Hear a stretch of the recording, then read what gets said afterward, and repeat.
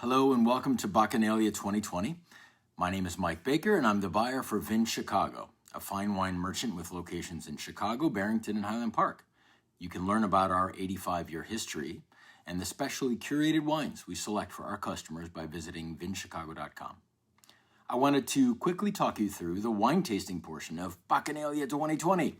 As you likely know, I've selected 5 different wines to pair with each of the 5 musical selections you're about to hear. I walked through the wine selections and why I believe they match up with the different musical performances in a separate video posted earlier on the Bach Week website. If you purchased those wines and have them ready for the performances today, fantastic. We'll get to that in a moment.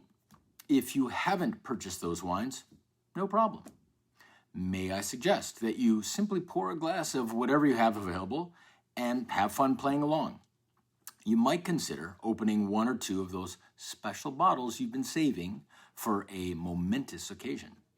Today might just be the perfect day to pop those corks. Okay, for those that did purchase the 5 bottles, go ahead and pop those corks. Now, I imagine some of you might be saying, wait a second, I'm going to open 5 bottles of wine. It's just me and my partner here. That seems a bit excessive, don't you think? Well, if it is just 1 or 2 of you, it might seem to be a bit much. But don't worry, I've thought about that. Here's the deal. Most wine lovers don't realize that young, well-made wine, regardless of price point, actually improves with exposure to oxygen. And knowing that most of you wouldn't be knocking back 5 bottles of wine on a Sunday afternoon, no judgment if you did, by the way, I've intentionally selected wines that will not only not fall apart after a day or 2 of opening, but will actually improve with a day or 2 of air.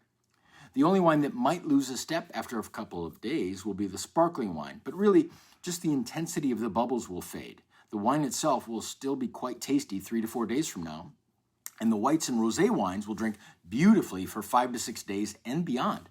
Just put the corks back in the bottles and keep the wines in the fridge. The red wine you'll want to drink within a couple of days.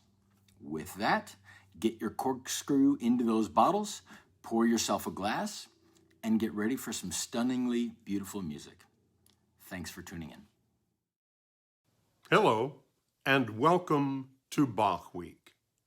Now, we may not be in the usual places that we've enjoyed the Bach Week Festival and have enjoyed it for so many years, but we hope that this program will at least bring a slice of what we're missing in this very different year. Performances by world-class musicians associated with the Bach Week Festival for many years. World-class performers, mostly from the Chicago area, as has been the case through the years. The festival began in 1974, and for most of the years since then has been led by our music director, Richard Webster. This is Carl Grapentine, formerly of WFMT Radio in Chicago, welcoming you to this program. It was John von Rhine, formerly of the Chicago Tribune, who wrote, "The Bach Week Festival is a perennial sign of spring in Chicagoland." And I'm sure many of us share that sentiment, just remembering all those times of heading to Evanston or to the north side of Chicago in the springtime, awaiting an afternoon or an evening of music by the master, Johann Sebastian Bach. Today's program consists of music of Bach and then one other composer. We'll begin with our music director, Richard Webster, playing music from the Orgelbüchlein, the Little Organ Book of J.S. Bach. He'll be playing on the organ of First Lutheran Church of Boston. Just a word about that congregation. It was founded in 1839 as the German Lutheran Society of the City of Boston, and it's the oldest Lutheran congregation in the Northeast U.S. The organ is a Richard Spaux and Company mechanical action instrument dating from the year 2000, but one which Bach would have been comfortable playing. The 3 preludes are Der Tag, der ist so freudenreich, the day that is so joyful, Christum wir sollen loben schön, we should praise Christ beautifully, and then finally, in dir ist Freude, In thee is joy. From the Orgelbuchlein of J.S. Bach, here is Richard Webster. Hello, friends. Welcome to Bachanalia and welcome to First Lutheran Church in Boston. I have a greeting from a very special guest.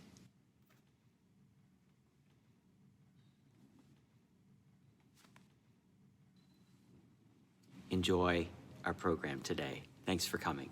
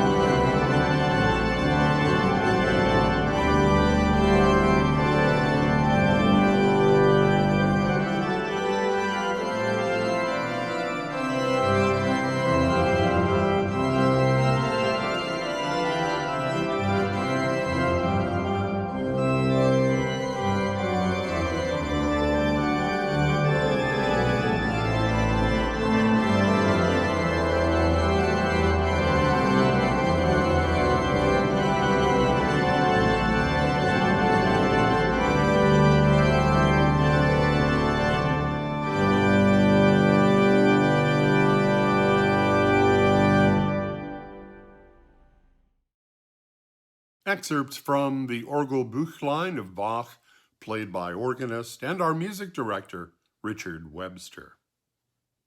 Next, some of Bach's music for solo cello.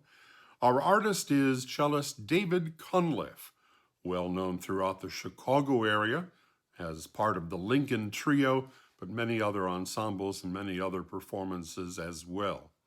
He's chosen portions of the unaccompanied cello suite number 3 in C major. We'll hear the Sarabande and then skip to the final movement, the Gigue. Bach for cello.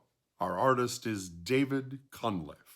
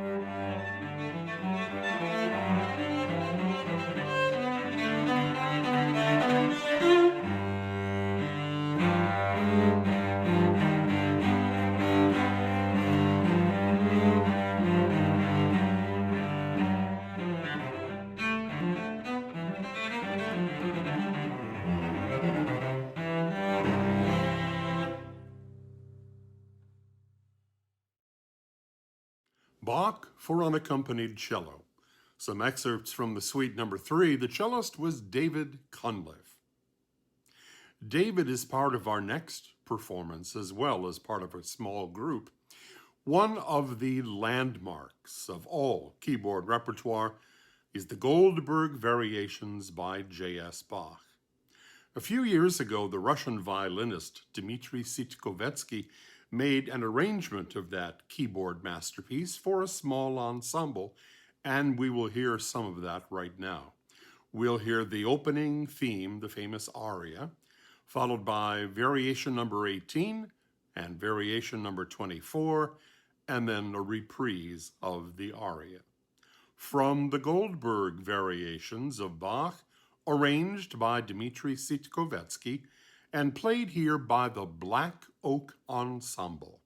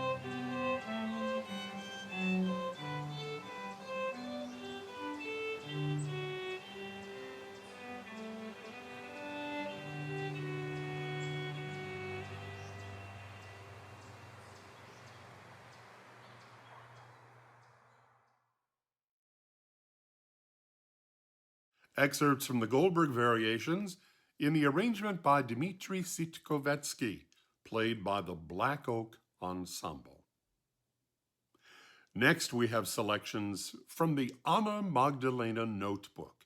Surely you have heard of it. It was sort of a Bach family musical diary.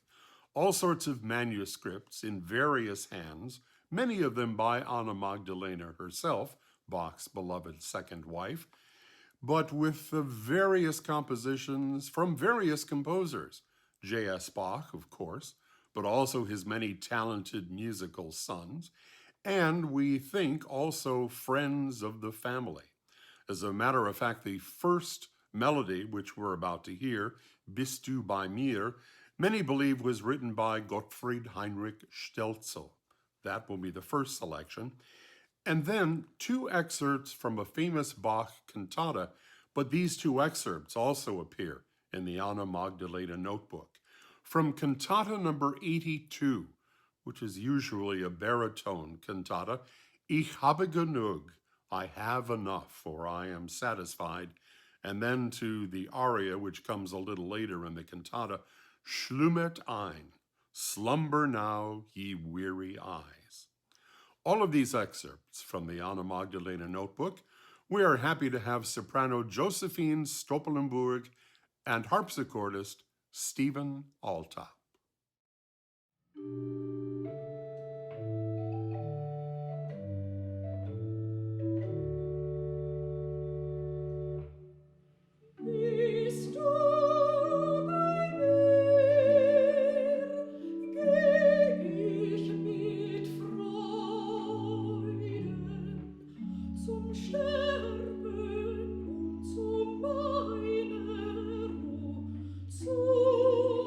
Sterben und zum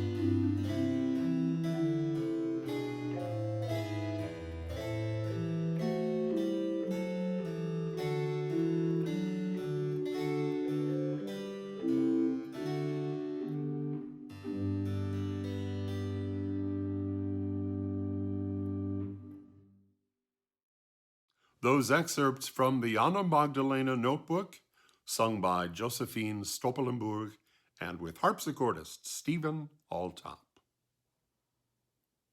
We know that Felix Mendelssohn was responsible for what we call the Bach Revival.